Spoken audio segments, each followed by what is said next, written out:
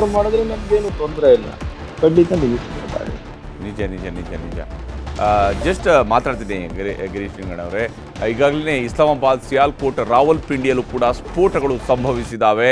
ಹಾಗೆಯೇ ಲಾಹೋರ್ ನಗರವೂ ಕೂಡ ತತ್ತರಿಸಿ ಹೋಗಿದೆ. ಭಾರತದ ಹೊಡೆತಕ್ಕೆ ಲಾಹೋರ್ ಅಲ್ಲೋಲ ಕಲ್ಲೋಲವಾಗಿದೆ. ಭಾರತದ ಹೊಡೆತಕ್ಕೆ ಲಾಹೋರ್ ನಗರ ಅಲ್ಲೋಲ ಕಲ್ಲೋಲವಾಗಿದೆ. ಅಷ್ಟೇ ಅಲ್ಲ, ಇಸ್ಲಾಮಾಬಾದ್, ಸಿಯಾಲ್ಕೋಟ್ ಹಾಗೂ ರಾವಲ್ಪಿಂಡಿಯಲ್ಲೂ ಕೂಡ ಸ್ಫೋಟಗಳು ಸಂಭವಿಸಿದ್ದಾವೆ. ಒಂದಾದ ಮೇಲೊಂದು ದಾಳಿಯನ್ನು ಈಗ ಭಾರತವು ಕೂಡ ಶುರು ಮಾಡಿದೆ. ಭಾರತದ ಕಡೆಯಿಂದ ಪಾಕಿಸ್ತಾನಕ್ಕೆ ಮುಟ್ಟಿ ನೋಡಿಕೊಳ್ಳುವಂತಹ ಹೊಡೆತವನ್ನು ಕೊಡಲಾಗ್ತಾ ಇದೆ. ಪಾಕಿಸ್ತಾನ ತಾನು ಇದುವರೆಗೆ ಇತಿಹಾಸದಲ್ಲಿ ಮಾಡಿರುವ ಎಲ್ಲ ತಪ್ಪುಗಳಿಗೂ ಕೂಡ ಅಸಲು ಮತ್ತು ಬಡ್ಡಿ ಸಮೇತವಾದಂತಹ ಬೆಲೆಯನ್ನು ಕೊಡಬೇಕಾದಂತಹ ಸ್ಥಿತಿಗೆ ಬಂದು ತಲುಪಿದೆ. ಪಾಕಿಸ್ತಾನದ ಒಂದೊಂದು ಕ್ರಿಯೆಗೂ ಕೂಡ ಪ್ರತಿಕ್ರಿಯಿಸೋದಕ್ಕೆ ಭಾರತ ತನ್ನ ಸೇನೆಗಳಿಗೆ ಸ್ವಾತಂತ್ರ್ಯವನ್ನು ಕೊಟ್ಟಿದೆ. ಸರ್ವ ಸ್ವಾತಂತ್ರ್ಯವನ್ನು ಭಾರತ ತನ್ನ ಸೇನಾಪಡೆಗಳಿಗೆ ಕೊಟ್ಟಿದೆ. ಭಾರತದಿಂದ ಪಾಕಿಸ್ತಾನದ ಮೇಲೆ ಆತ್ಮಾಹುತಿ ಡ್ರೋನ್ಗಳ ರವಾನೆಯನ್ನು ಕೂಡ ಮಾಡಲಾಗಿದೆ. ರಾವಲ್ಪಿಂಡಿಯಲ್ಲಿ ಕಾಮಿಕೇಜ್ ಡ್ರೋನ್ಗಳಿಂದ ದಾಳಿಯನ್ನು ನಡೆಸಲಾಗ್ತಾ ಇದೆ.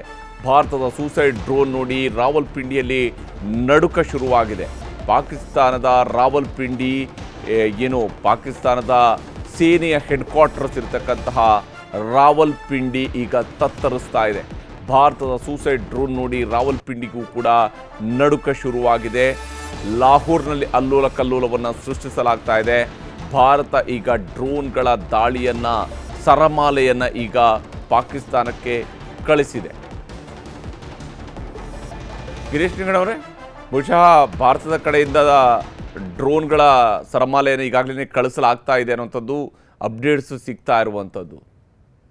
ಕಾಮಿಕಾಜೆ ಡ್ರೋನ್ಸ್ ಅಂತಾರೆ, ಅದಕ್ಕೆ ಸೂಸೈಡ್ ಡ್ರೋನ್ಸ್ ಅಂತೀವಿ. ಹೌದು. ಸೊ ಅದು ಹೋಗಿ ನಿಖರವಾದ ಜಾಗಗಳಿಗೆ ಹೋಗಿ ಹೊಡೆದು ಅದನ್ನು ಬ್ಲಾಸ್ಟ್ ಮಾಡ್ಬಿಡುತ್ತೆ. ಅಫ್ಕೋರ್ಸ್ ಹೈ ಬ್ಲಾಸ್ಟಿಂಗ್ ಇಂಪ್ಯಾಕ್ಟ್ ಇಲ್ಲದೆ ಇದ್ರು ತಕ್ಕ ಮಟ್ಟಕ್ಕಂತೂ ಅದು ಡಿಸ್ಟ್ರಾಯ್ ಮಾಡುತ್ತೆ. ಒಂದು ಆಮೇಲೆ ಇವ್ರು ಏರ್ ಡಿಫೆನ್ಸ್ ಸಿಸ್ಟಮ್ ನೀವು ನೋಡಿರ್ಬೋದು, ನಮ್ದು ಸ್ಕ್ಯಾಲ್ಪ್ ಮಿಸೈಲ್ ಹೋದಾಗ ಇವ್ರು ಏರ್ ಡಿಫೆನ್ಸ್ ಸಿಸ್ಟಮ್ ಡಿಟೆಕ್ಟ್ ಮಾಡ್ಲಿಲ್ಲ.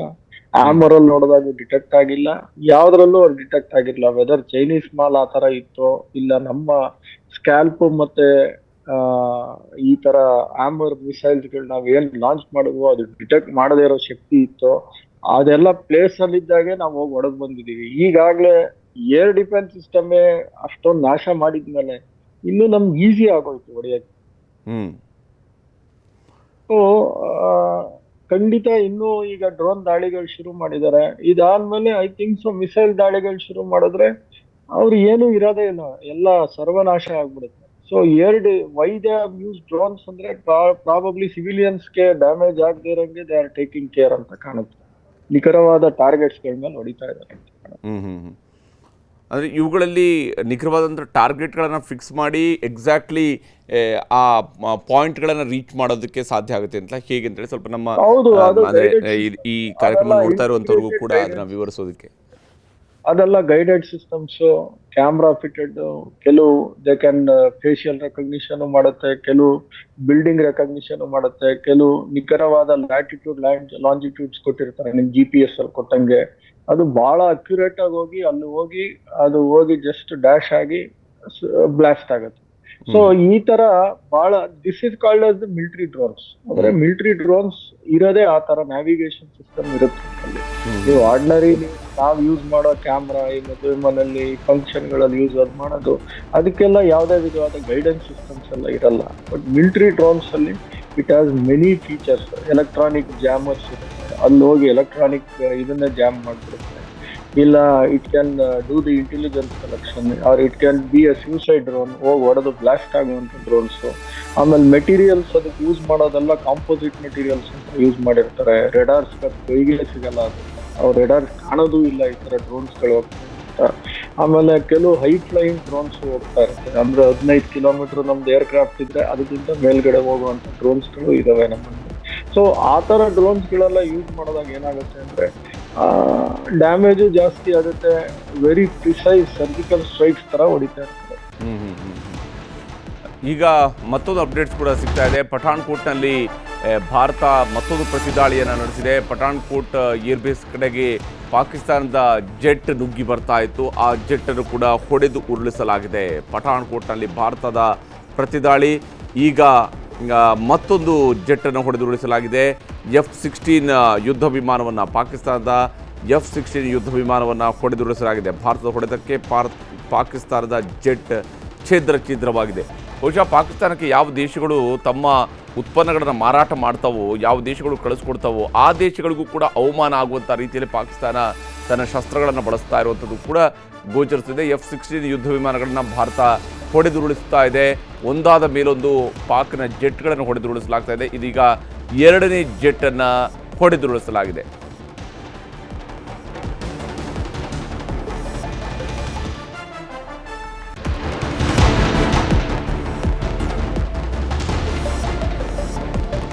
ಗಿರೀಶ್ ನಿಂಗಣ್ಣವರೇ, ಬಹುಶಃ ಪಾಕಿಸ್ತಾನ ಇನ್ನೂ ಕೂಡ ತನ್ನ ಜೆಟ್ಗಳನ್ನು ಬಳಕೆ ಮಾಡ್ಕೊಳ್ತಾ ಇರುವಂಥ ರೀತಿ ಮತ್ತು ಈ ಹಂತದಲ್ಲಿ ಭಾರತ ಒಳಗೆ ನುಗ್ಗೋದಕ್ಕೆ ಪ್ರಯತ್ನಿಸ್ತಾ ಇರುವಂಥ ರೀತಿ, ನಿಜಕ್ಕೂ ಭಾರತ ಪಾಕಿಸ್ತಾನ ಒಳಗಡೆ ಸೂಸೈಡ್ ಡ್ರೋನ್ಗಳನ್ನು ಕಳಿಸ್ತಾ ಇದ್ದಾರೆ.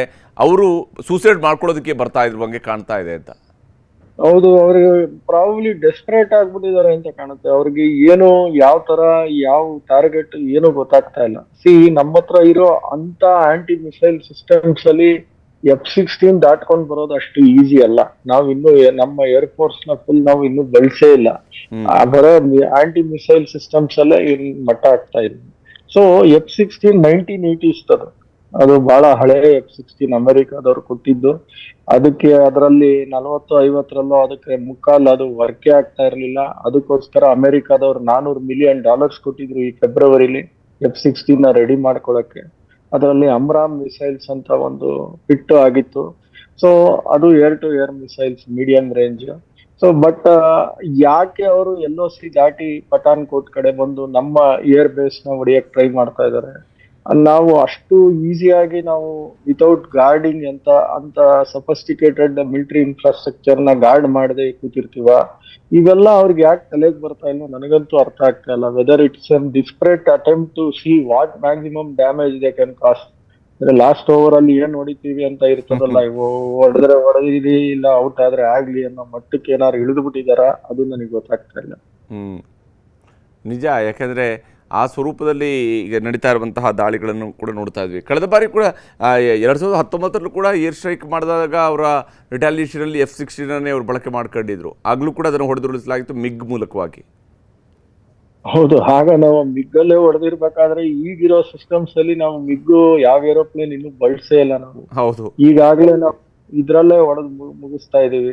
ಆಂಟಿ ಮಿಸೈಲ್ ಸಿಸ್ಟಮ್ಸ್ ಗಳಲ್ಲೇ ಅನೇಕ ಆಗ್ತಾ ಇದೆ. ಏರ್ ಫೋರ್ಸ್ ನಾವು ತಗೊಂಡಿದೀವ ನನಗೆ ಗೊತ್ತಿಲ್ಲ. Whether they have taken Rafales, whether they have taken Sukhoi, Mirage, Jaguar ಏನು ಆಗ್ಲೇ ಸ್ಕ್ರಾಂಬಲ್ ಮಾಡ್ಕೊಂಡು ಹೋಗ್ತಾ ಇದಾರೆ, ನನ್ಗೇನು ಐಡಿಯಾ ಇಲ್ಲ ಅದ್ರ ಬಗ್ಗೆ, ಯಾಕಂದ್ರೆ ನನ್ಗೆ ಇನ್ನೂ ಮಾಹಿತಿ ಬಂದಿಲ್ಲ. But hour air force system is very good.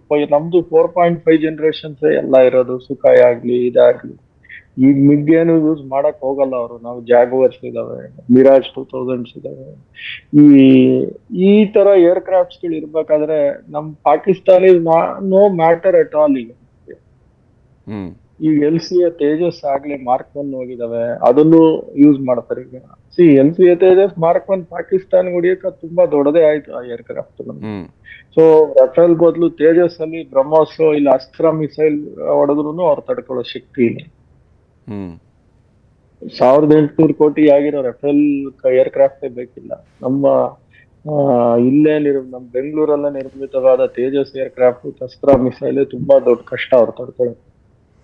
ಇವತ್ತು ನಮ್ಮ ವಿದೇಶಾಂಗ ಸೆಕ್ರೆಟರಿ ಮಾತನಾಡುವಂಥ ಸಂದರ್ಭದಲ್ಲಿ, ಬ್ರೀಫಿಂಗ್ನ ಸಂದರ್ಭದಲ್ಲೂ ಕೂಡ ಒಂದು ಮಾತನ್ನು ಹೇಳಿದರು. ಪಾಕಿಸ್ತಾನದ ಸೇನಾ ದಂಡನಾಯಕನ ಮಾತುಗಳ ಬಗ್ಗೆಯೂ ಕೂಡ ಉಲ್ಲೇಖ ಮಾಡಿದರು. ಅಂದರೆ ಈ ಇಡೀ ಪ್ರಚೋದನೆ ಶುರುವಾಗಿರುವಂಥದ್ದು ನೀವಾಗಲೇ